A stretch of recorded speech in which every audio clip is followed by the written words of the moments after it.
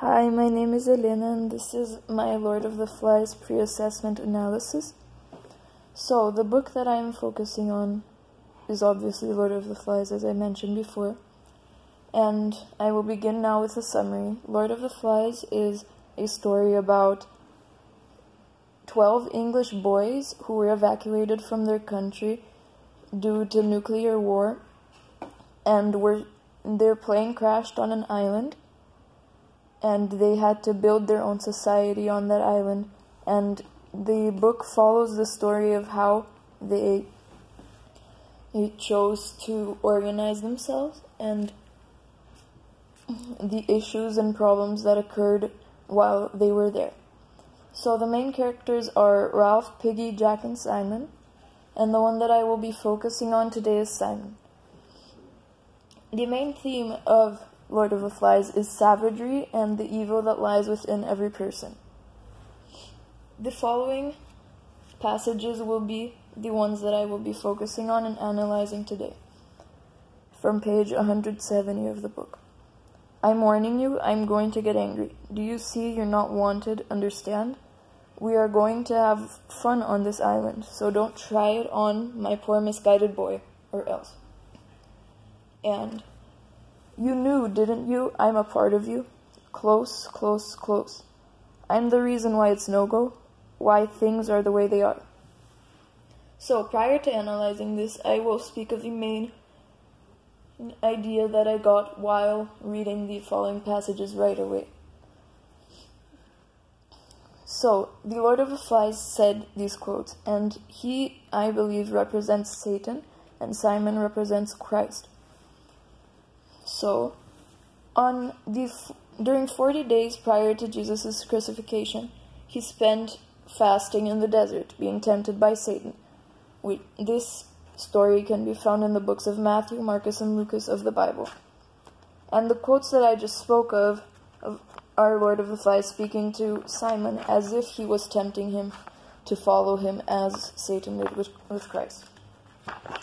So, now I will shortly analyze the passages, sentence by sentence.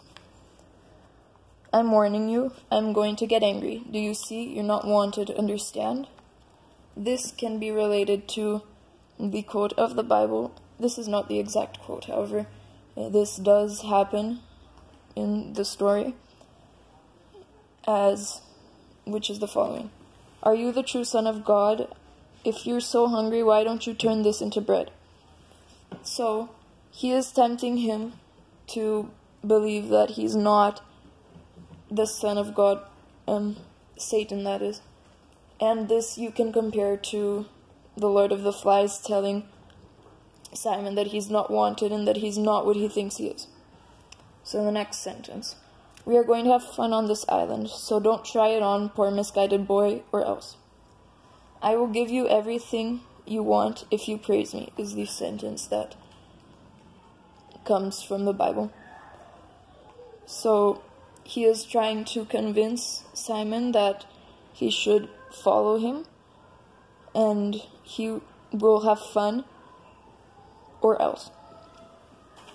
So the next sentence is, you knew, didn't you? I'm a part of you.